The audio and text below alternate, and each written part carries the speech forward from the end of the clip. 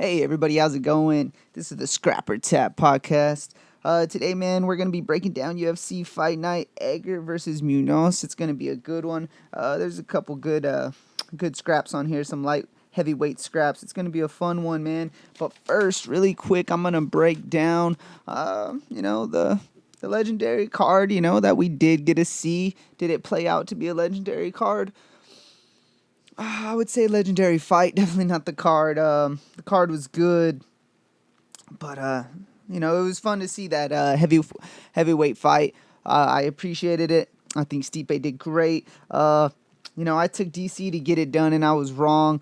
Uh, you know, it, I should have saw the game plan. I kind of did. I thought he was going to do what he did in the first round with the takedown. I thought he was going to try to do that maybe every round, get one or two takedowns, and then stand up with them and just have enough to outpoint him. And he didn't do that. And I think he knew it would take too much out of the gas tank, man. And Stipe did what he had to do. He blended in what he learned from the last fight. He had it in a bunch of body shots that really slowed down DC, man. And Stipe just looked good. I'm not even gonna get into detail about the eye pokes. They both did, had eye pokes.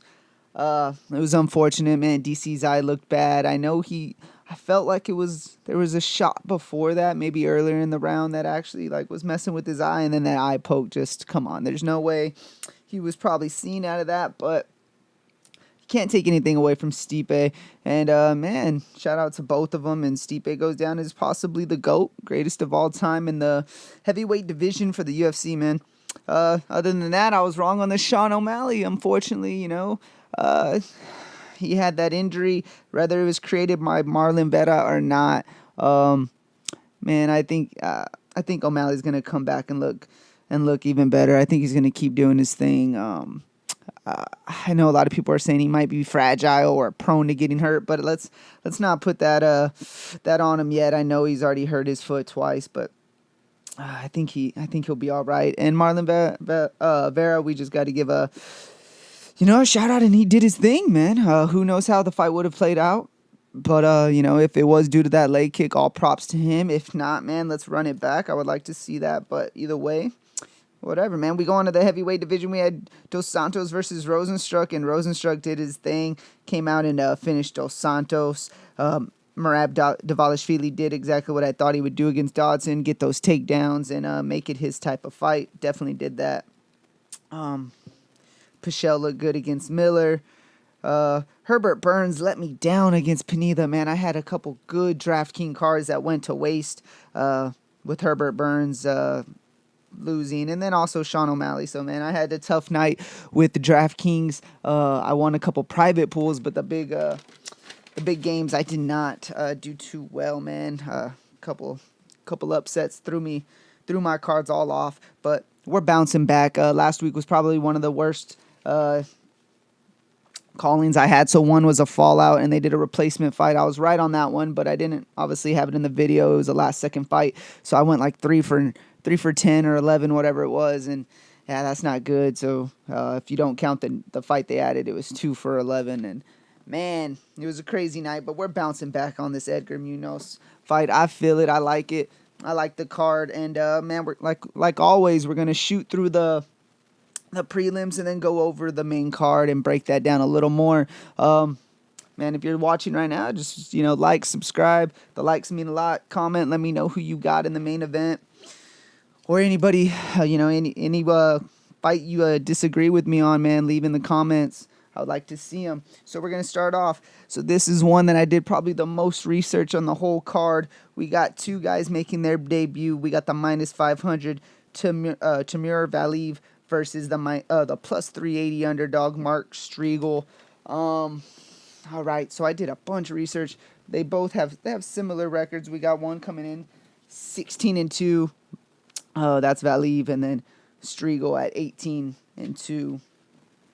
All right, man. So Mark Striegel, he's just the bigger guy. I couldn't find his reach on here. They didn't have it listed, but he's 2 inches taller, and he's a brick shit house, man. He's jacked, and that's what I think he can use in this fight. He can use that power over Valiyev, but man, Valiyev is tough. Man, he's looked good. So he actually has fought some guys that have now made it to the UFC. As in Chris Gutierrez.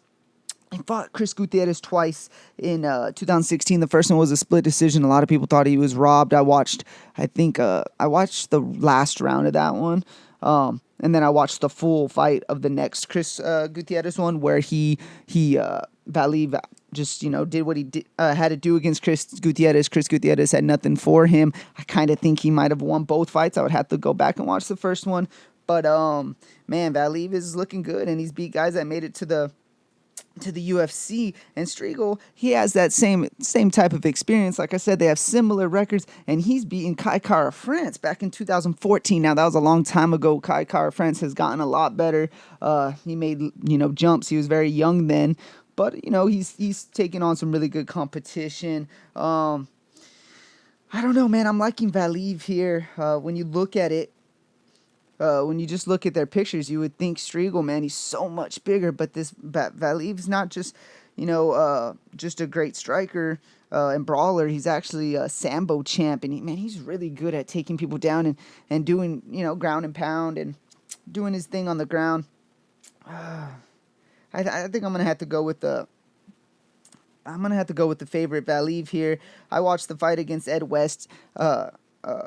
Man, and he just outstruck Ed West. I know he's older and, out of his prime, but, man, Valiv looked good. I like him here to get it done. Striegel, I might play on a couple DK cards. I would not be surprised. But, I like Valiv. I like the competition he's faced, and I think he's actually had more fights recently. So I'm taking Valiv to get it done. After that, we got the -135 Carlton minus versus the +15 Matthew Semmelsberger. All right, man. So I was looking at these, doing a little research on these guys as well. Let me get to there. So Carlton minus, man, I like him. I like his fighting style. He has a good long reach, man. He's looked good. He lost to Rick Story, but, man, that just gave him some good experience, as the Matthew Semmelsberger. I looked at his tapology, I found a little bit of tape on him. He didn't look bad, man. He looks pretty good. He's had good fights, but not too many, man. Not as much experience as Minus here. I don't want to get too into detail on this one or, too deep of a dive, but I just don't think, excuse me, I don't think Matthew Semmelsberger has enough experience to hang with Carlton Minus. I like Minus here. He looks like he's just going to impose his will over Matthew Semmelsberger. I could be wrong here, but, Minus looks good. If he gets a win, he could become a prospect. He's 10-1. He has a really good record. So I'm going to take him. And like I said, he's fought a little bit better competition. Yes, he lost his Story, but it's good to be in there with someone that's been in the UFC. I'm going to take Carlton Minus to get it done.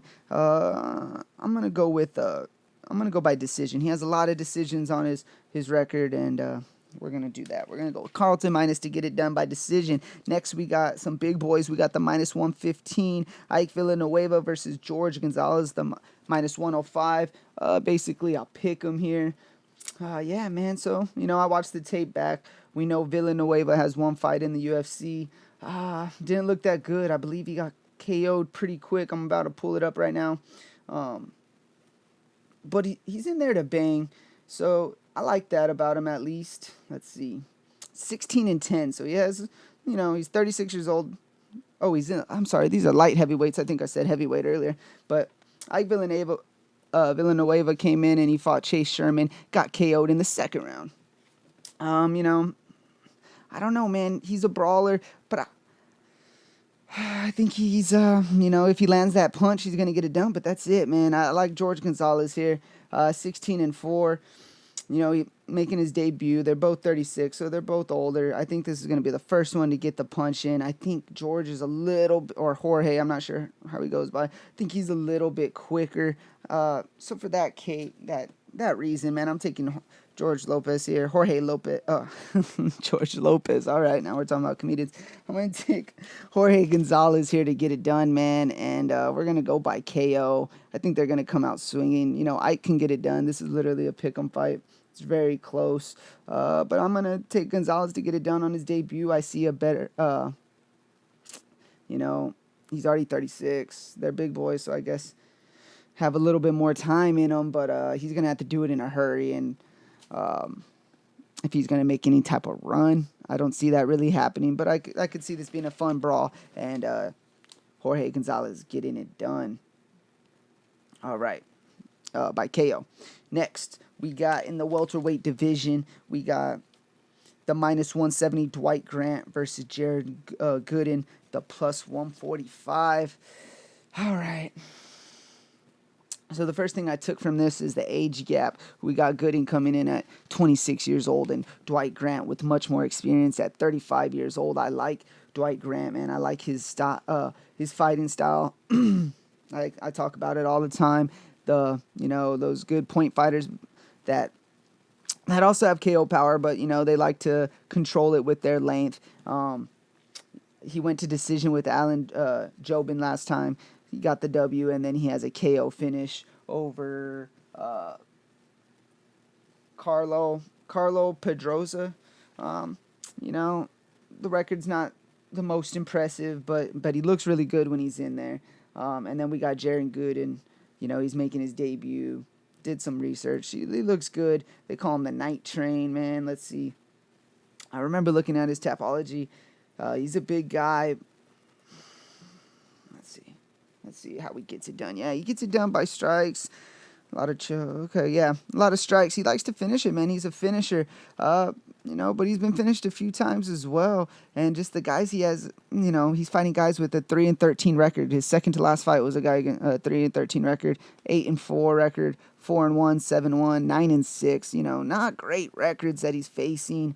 I'm looking at these names, and I thought I saw one that popped out earlier when I was looking from a couple years ago, but I'm scrolling through and nothing really sticks out, man. These guys, I'm not saying he's fighting bums, but it's not that competition that that really sticks out too much. So he's 17-4. He doesn't look bad, man, but Dwight Grant's going to be his biggest step up, and I think it's just going to be too much for him. I'm taking Dwight Grant to get it done, and I'm going to do it by decision, but I could see Gooden forcing it because, like I said, he's a finisher, so I could see Gooden trying to force it, maybe even catching Dwight, but Gooden's going to force it, and I could see Dwight Grant having a TKO him in the second or third round, so I'm taking Dwight Grant to get it done.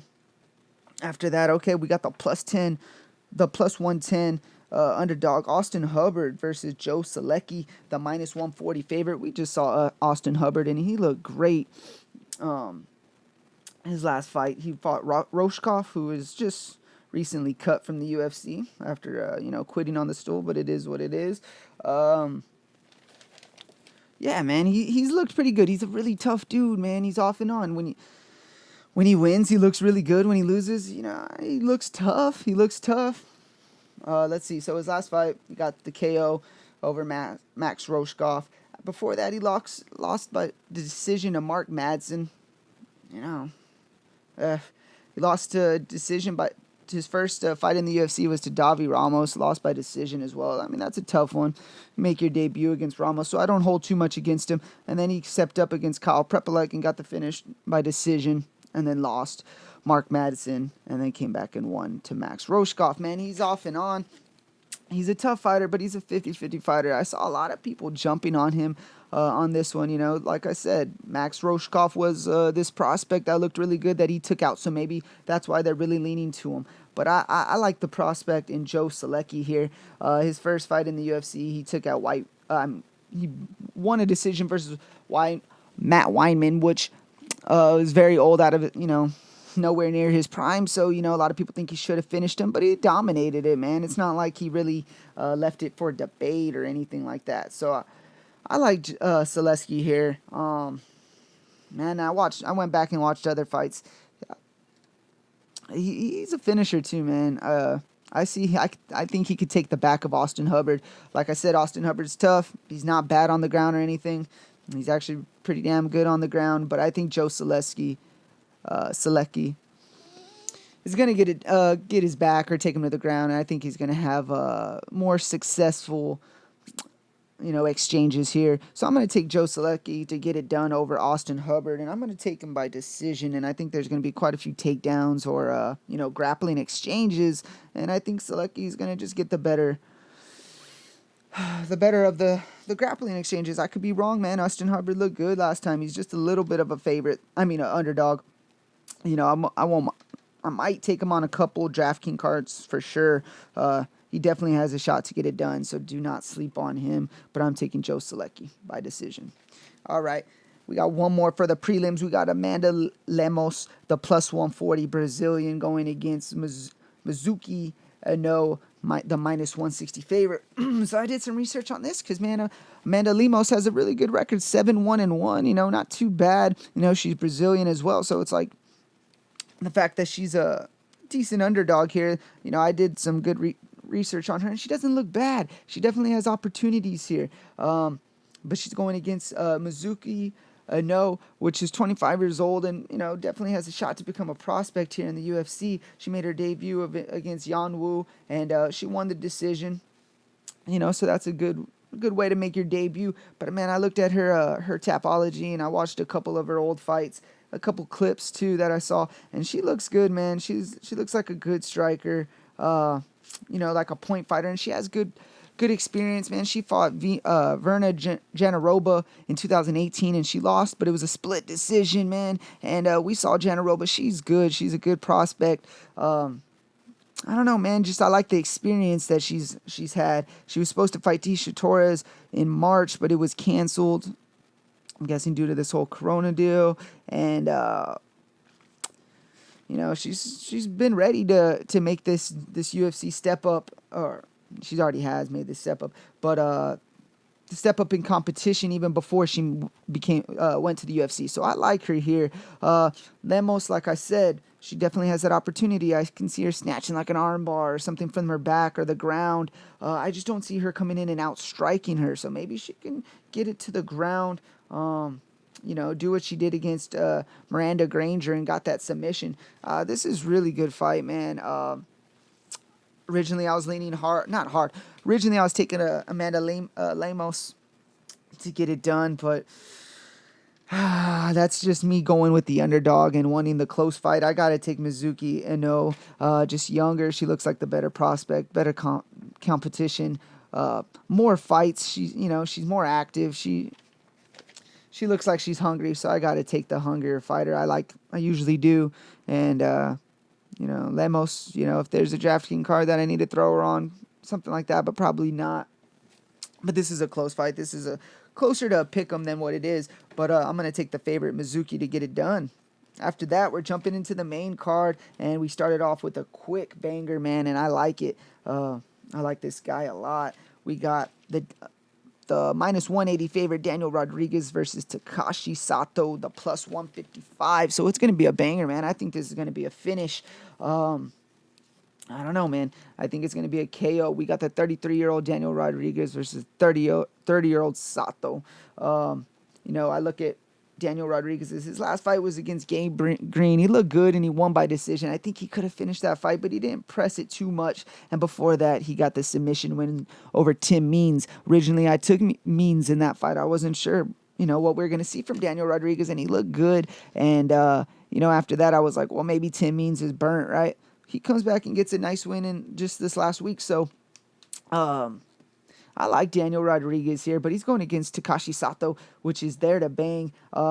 He's going to go down either, getting that KO or getting KO'd, He has a KO over Ben Saunders, and then he got submitted by Bilal Muhammad. But, man, that's tough. That's a tough one to be in there with. Bilal Muhammad's looking good, especially on that ground. So he submitted him, and then he came back and KO Jason Witt. But I don't take too much from that KO. Yes, he looked good, but, Jason Witt, it is what it is. He got caught.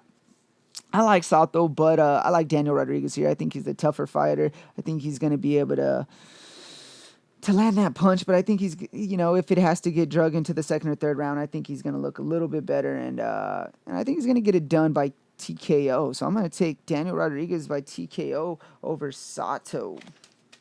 Well, that's going to be a fun one to start off the prelims. After that, we got the biggest favorite on the card. We got the -900 Mariah Agapova versus Shauna Dobson, the +600 underdog. All right, man. So we just saw Maria Agapova fight recently, and she looks super good. She came out there with, let me see, let me pull it up. So she came out and yeah, she fought Hannah Cifers, man. So I took her to get it done, but I thought Cifers might have given her some problem. But in round one, man, she came out throwing bombs, and they weren't like ugly bombs. She looked good standing up, and she ended up finding the submission on over Cifers, man, and she looked super good in that debut, and everybody's hyping her up right now. She's 9-1. And the fact that she looked that good against Cifers in her debut, man, they think highly of her. They're giving her, Shauna Dobson. She's 3-4, so she has a losing record, but she's a tough girl, man. You can't sleep on her. She's 31. She got KO'd. It's showing a KO in her women. Okay, over. I don't know. It's not even showing her opponent here. She was KO'd in her last fight. And let's see. She made her debut against Sabina Mazo, and she lost by decision, man. So she's 0-2. I think they're just kind of building up this Agapova because I think she can be a real problem in the women's flyweight division. I think she's going to get past Dobson pretty easily. I don't know. Dobson can come out and land something crazy. This is MMA, but I'm not gonna spend too much time on this one. I'm gonna take Agapova to get it done by TKO or submission. I think she's gonna, stand up and bang, throw some nice elbows, flying knees, something, man. She's gonna look really good. I think she's gonna make this one look really good, and then either submit her or get that TKO finish. So I'm taking Agapova to get the W. After that, we're going to the light heavyweight division. All right, we got Marcin Pacino, the +190 underdog, versus Mike Rodriguez, the -230 favorite.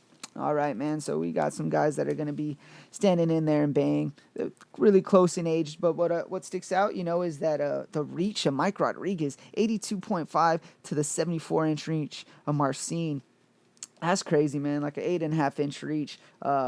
I'm already liking Mike Rodriguez in this one, not because of that, but because he's gonna come in there and he's gonna bang, man. He's either gonna try to knock you out or get knocked out like his last fight, against Jung Dong-un, which, man, he's actually really good. So you can't hate him for that one too much. And then against John Allen, it was a draw that was overturned. I don't know, man. I like Mike Rodriguez here. I don't know, just I feel like he's going to be able to apply that pressure and just, land that shot he needs. And then against, Marcin Pacino, his last fight he got KO'd. Let's see, when this, 2018, so he's had 2 years off. It was a KO against Ankalaev, which you can't hold against him. That's a tough fighter right there. But then he got KO'd in his debut against Sam Alvey, man. So he's coming in with 2 KOs, and then you give him Mike Rodriguez, someone that's looking for another KO. I don't know, man. Everything's leaning towards Mike Rodriguez here. Maybe Marcin will come out hungry and find something, but I think he's going to get KO'd for the third time and probably have his last fight. This might be his last fight in the UFC. I'm taking Mike Rodriguez to get it done by KO. All right, we're flying through this. The next one, we got the +190 I'm sorry, we just went over that one. We're in the co-main event. All right, we got the +105 OSP Ovient St. Peru versus Alonzo Menefield, the -125, the underdog. I'm sorry, the favorite, Alonzo, the -125. All right, okay. So originally I looked at this, I was like, dang, they're giving OSP to Alonzo. Alonzo's a killer. But man, this last fight, he did not look so good. He came out trying to knock his opponent out. Who was it? Clark in the first round, and man, it didn't work out for him. He got dragged into deep waters and just couldn't hang his gas tank. Yeah, it was against Devin Clark, and his gas tank was gone. Now his first 2 fights, I believe it was, were by KO. So he KO'd Moriera, but then he KO'd Paul Craig, which looked really good. Going into Devin Clark, I was all over Alonzo Menefield, thinking he was going to get that quick knockout, but he didn't. And man, going against OSP, he has so much experience. I don't see why he won't be able to drag Alonzo into deep waters. I really think that's what's going to happen. there's no way in 2 months that Alonzo Menifield upped his gas tank and got better like that. There's no way in 2 months. I don't see that happening. I also said that Rosenstruck's chin wasn't okay for coming back 3 months later. You know what I'm saying? But it obviously was. But here, I think it's a little bit of a different situation, man. That gas tank, you can't, just fix that quick. And the thing is, OSP was just made his, he tried to make that heavyweight run. So he moved up to heavyweight, fought Ben Rothwell, but went to decision. Ben Rothwell was throwing bombs, and he took those shots. That's what's making me think he could take some of Menifield's shots for a round or two, get him into the second or third, and probably find a submission that Von Flue choke, right, that he always gets. Man, I definitely see this going down. I like OSP in this situation. Yes, Menifield definitely has passed the victory to win. He can get that early KO, and I can see him doing that. But I'm going to go with the experience. I'm going to take that underdog. I'm taking OSP to get it done, and I'm going to go by TK. I'm going to go by submission. I think he's going to get that choke in and, have this upset over Alonzo Menifield. And then we're going into the main event. We got, man, this is one of my favorite fighters. I love to watch him. He's the vet, the plus 200. Frankie Edgar versus Pedro Munhoz, the minus 240. This is a fun main event. Definitely going to be my favorite fight on the card. I just don't know, man. I'm having a feeling Pedro might be a little too much for Frankie. So let's check out Frankie's record. We're going to go with the vet first. He's 38 years old. Pedro's 33. Okay, so he hasn't fought in 2020, but in 2019 he fought a couple times. Let's see, twice, and it was against Sung Jung, and he got KO'd. And then before that, he went to decision with Max Holloway. This was in the featherweight division. He had those two losses, and now, at the age of 38, he says he's going to make his run on the bantamweight division. He's going to try to drop down. I feel like he should have done this a few years ago. Maybe 4 or 5 years ago. Maybe not, right? Maybe that's closer to the prime, like 32. But at least at 35, man, I think he's doing this a little bit too late. Let's see if his chin can hold up. I hope it does. I love Frankie Edgar. I would love to see him pull this off. But his last win was in 2018 against Cub Swanson. And then before that, he got KO'd by Brian Ortega. What I'm telling you here is he's getting KO'd quite a bit and not finding too many wins. Before that, he did have a nice KO over Yair Rodriguez.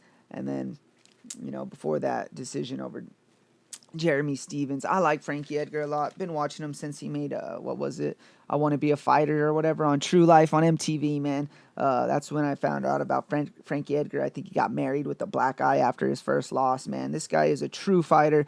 He's a legend, Hall of Famer. Going to be a Hall of Famer. Yeah, man, this guy, awesome fighter. But the thing is, he's going against Pedro Munhoz. He's in his prime right now. And he's just looking better and better each fight. I know he's coming off a loss but it's against Aljamain Sterling, which will be fighting for the title very soon, man. And he went to decision with him, And before that, he had the KO over Cody Garbrandt, which just looked really good, getting that last KO. Before that, he went on a run in 2018. He had a win over a KO over Brian Caraway, and then over Brett Johns, a decision win. He lost against John Dodson, but that's a vet, man. That happens. That's just experience in the bag for you.